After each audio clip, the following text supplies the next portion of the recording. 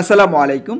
স্বাগতম জানাচ্ছি professor current অ্যাফেয়ার্সের June 2022 সংখ্যা থেকে সাম্প্রতিক 50টি গুরুত্বপূর্ণ এমসিকিউ দেখার জন্য। আপনারা যারা ইউটিউব থেকে দেখছেন, ডেসক্রিপশনে আমাদের ফেসবুক পেজের লিঙ্ক দেওয়া থাকবে, পেজটি লাইক করে নেবেন, তাহলে আরও বেশি আপডেটেড থাকতে পারবেন। চলুন শুরু করা যাক।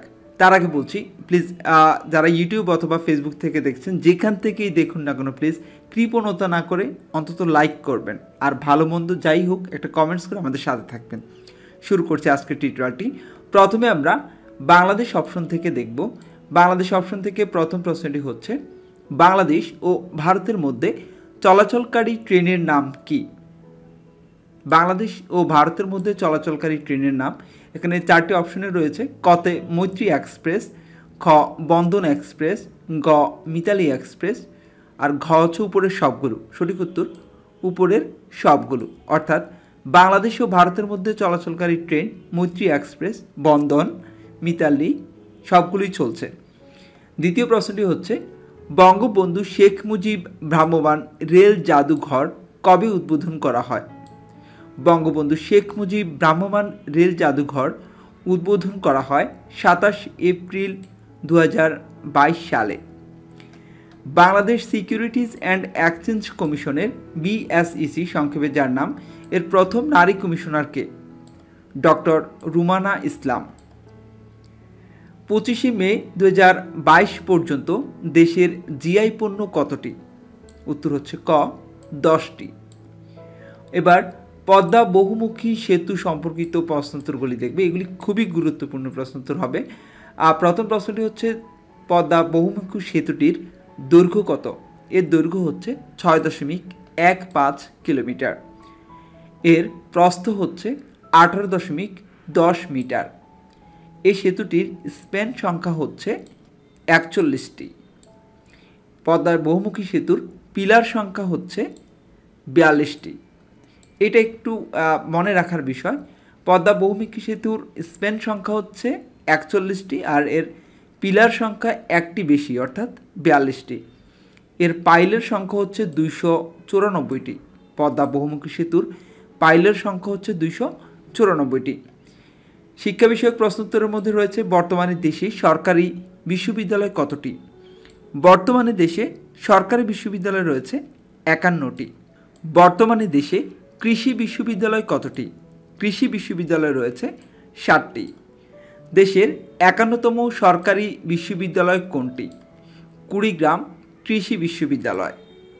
কুড়িগ্রাম কৃষি বিশ্ববিদ্যালয়ের প্রথম ভাইস চ্যান্সেলর কে? অধ্যাপক ডক্টর AKM জাকির হোসেন। দেশের 7ম সরকারি কৃষি বিশ্ববিদ্যালয় কোনটি? কুড়িগ্রাম কৃষি বিশ্ববিদ্যালয়। জিডিপির সমসাময়িক হিসাব 2021 থেকে 22 পর্যন্ত যা রয়েছে, এ বিষয়ে প্রথম যে প্রশ্নটি রয়েছে, মাথাপিছু জিডিপি কত? বর্তমানে মাথাপিছু জিডিপি হচ্ছে 2723 মার্কিন ডলার। আবারও বলছি, বর্তমানে মাথাপিছু জিডিপি হচ্ছে 2723 মার্কিন ডলার। আর বর্তমানে মাথাপিছু আয় হচ্ছে 2824 মার্কিন ডলার। অনেক বেশি, মাশাআল্লাহ। মাথাপিছু আয় হচ্ছে 2824 মার্কিন ডলার। জিডিপির প্রবৃদ্ধির হার হচ্ছে 7.25%। এটি হচ্ছে জিডিপির প্রবৃদ্ধির হার। কৃষি খাতে অবদানের হার হচ্ছে 11.50%। জিডিপিতে শিল্প খাতের অবদানের হার হচ্ছে 37.07%। কৃষি খাতে হচ্ছে 11.50%, শিল্প খাতে 37.07%, সেবা খাতে অবদানের হার হচ্ছে 51.44%। কৃষি খাতে প্রবৃদ্ধির হার হচ্ছে 2.20%। কৃষি খাতের অবদানের হার হচ্ছে 11.50, আর কৃষি খাতের প্রবৃদ্ধির হার হচ্ছে 2.20%। জিডিপিতে শিল্প খাতের প্রবৃদ্ধির হার হচ্ছে 10.44%, আর জিডিপিতে সেবা খাতের প্রবৃদ্ধির হার হচ্ছে 6.31%। আপনারা দেখছেন সাম্প্রতিক এমসিকিউ জুন 2022-এর কারেন্ট অ্যাফেয়ার্স থেকে, রয়েছেন মাই ক্লাসরুমে। এ পর্যায়ে আমরা আন্তর্জাতিক প্রশ্নোত্তরগুলি দেখব। আন্তর্জাতিক বিভাগের প্রথম প্রশ্ন হচ্ছে শ্রীলঙ্কার বর্তমান প্রধানমন্ত্রী কে? শ্রীলঙ্কার বর্তমান প্রধানমন্ত্রী হচ্ছে রনিল বিক্রমাসিংঘে। ফ্রান্সের দ্বিতীয় নারী প্রধানমন্ত্রী কে? এলিজাবেথ বর্নি। হংকংয়ের নতুন প্রধান নির্বাহী কে? জন লি কাচিউ। সর্বাধিক ২৬ বার মাউন্ট এভারেস্ট জয় করেন কে? কামিরিতা শেরপা। সর্বাধিক ২৬ বারের মতো মাউন্ট এভারেস্ট জয় করেন কামিরিতা শেরপা। পাকিস্তানের ৩৭তম পররাষ্ট্রমন্ত্রী হচ্ছেন বিলওয়াল ভুট্টো, তিনি ৩৭তম পররাষ্ট্রমন্ত্রী। এবার উৎপাদন ও রপ্তানি সংক্রান্ত প্রশ্ন দেখব। ২৬ মে ২০২২ পর্যন্ত রাশিয়া কোন দেশে বিদ্যুৎ ও গ্যাস রপ্তানি বন্ধ করে দেয়? উত্তর হচ্ছে গ ফিনল্যান্ড। প্রাকৃতিক গ্যাস রপ্তানিতে বিশ্বে শীর্ষ দেশ কোনটি? রাশিয়া। বিদ্যুৎ উৎপাদনে বিশ্বে শীর্ষ দেশ হচ্ছে চীন। গম রপ্তানিতে বিশ্বে শীর্ষ দেশ হচ্ছে রাশিয়া। বিশ্বে গম উৎপাদনে শীর্ষ দেশ হচ্ছে চীন। গম রপ্তানিতে শীর্ষ দেশ হচ্ছে রাশিয়া, কিন্তু গম উৎপাদনে শীর্ষ দেশ হচ্ছে চীন। এবারে সংস্থা ও সংগঠন বিষয়ক প্রশ্নোত্তর। এশিয়া অবকাঠামো বিনিয়োগ ব্যাংকের অর্থাৎ AIIB বর্তমান সদস্য দেশ কতটি? এর বর্তমান সদস্য দেশ হচ্ছে ৯১টি। ২৯ এপ্রিল ২০২২ কোন দেশ AIIB এর ৯০তম সদস্যপদ লাভ করে? এটি হচ্ছে তিউনেশিয়া। ৪ মে ২০২২ কোন দেশ AIIBর ৯১তম সদস্যপদ লাভ করে? মরক্কো। ৪ দেশীয় জোট কোয়াডের সদস্য নয় কোন দেশ? উত্তর হচ্ছে ঘ সিঙ্গাপুর। কোয়াডের সদস্য দেশগুলো হচ্ছে যুক্তরাষ্ট্র, জাপান, ভারত, অস্ট্রেলিয়া। এই 4টি দেশ মিলে কোয়াড গঠন করেছে শুধুমাত্র চীনকে দমিয়ে রাখার জন্য। যতটুকু আমি জানি যে চীনকে দমিয়ে রাখার জন্য কোয়াড গঠন করা হয়েছিল। এ বিষয়ে আপনাদের মতামত কমেন্টস করে জানাবেন প্লিজ। 18 মে 2022 কোন দুটি দেশ ন্যাটোতে যোগ দিতে আনুষ্ঠানিকভাবে আবেদন করে? 18 মে 2022 ন্যাটোতে যোগ দিতে আবেদন করে ফিনল্যান্ড ও সুইডেন। আন্তর্জাতিক হাইড্রোগ্রাফিক সংস্থা IHO এর বর্তমান সদস্য দেশ হচ্ছে 98টি। 3 মে 2022 কোন দেশ IHO এর 98তম সদস্যপদ লাভ করে? আলবেনিয়া। এবারে রিপোর্ট এবং সমীক্ষা সংক্রান্ত প্রশ্নোত্তর দেখব। সামরিক ব্যয়ে শীর্ষ দেশ হচ্ছে যুক্তরাষ্ট্র। প্রবাসী আয় গ্রহণে শীর্ষ দেশ হচ্ছে ভারত।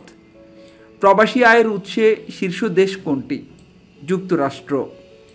প্রবাসী আয় গ্রহণে বাংলাদেশের অবস্থান কততম? বাংলাদেশের অবস্থান হচ্ছে 7ম। 2022 সালের বিশ্ব মুক্ত গণমাধ্যম সূচকে সংবাদ মাধ্যমের স্বাধীনতা নিশ্চিত করায় শীর্ষ দেশ কোনটি? উত্তর হচ্ছে নরওয়ে। বাকি অপশনগুলিতে কোথাও কিন্তু বাংলাদেশের নামটি নেই, অথচ আমরা জানি যে বাংলাদেশে মুক্ত গণমাধ্যম চর্চা হয়, এখানে গণমাধ্যম মুক্ত রয়েছে, কিন্তু 4টি অপশনের মধ্যে বাংলাদেশের নামটিই নেই। এটা আসলে মানা যায় না, এটা খুবই খারাপ হয়েছে। যাই হোক, আমরা যেটা জানলাম সেটা হচ্ছে 2022 সালের বিশ্ব মুক্ত গণমাধ্যম সূচকে সংবাদ মাধ্যমের স্বাধীনতা নিশ্চিত করার শীর্ষ দেশ হচ্ছে নরওয়ে। 2022 সালের বিশ্ব মুক্ত গণমাধ্যম সূচকে সবচেয়ে খারাপ দেশ হচ্ছে উত্তর কোরিয়া। 2022 সালের বিশ্ব মুক্ত গণমাধ্যম সূচকে বাংলাদেশের অবস্থান কত? হ্যাঁ, বাংলাদেশের অবস্থানটা জানা যাক। 2022 সালের বিশ্ব মুক্ত গণমাধ্যম সূচকে বাংলাদেশের অবস্থান হচ্ছে 162তম। তাহলে আমাদের গণমাধ্যম কতটা মুক্ত সেটা আমরা 162তম থেকে কিছুটা আন্দাজ করতে পারছি। ক্রীড়াঙ্গনের প্রশ্নোত্তর দেখব। ঢাকা প্রিমিয়ার ক্রিকেট লিগের 35তম আসরে চ্যাম্পিয়ন হয় কোন দল? এই আসরে চ্যাম্পিয়ন হয় শেখ জামাল ধানমন্ডি। টেস্টে 5000 রান করা প্রথম ক্রিকেটার কে? Jack Hobbes. টেস্টে 5000 রান করা প্রথম বাংলাদেশি ক্রিকেটার কে? টেস্টে 5000 রান করা প্রথম বাংলাদেশি ক্রিকেটার হচ্ছে মুশফিকুর রহিম। আমার অসম্ভব পছন্দের একজন প্লেয়ার, মিস্টার ডিফেন্ডেবল।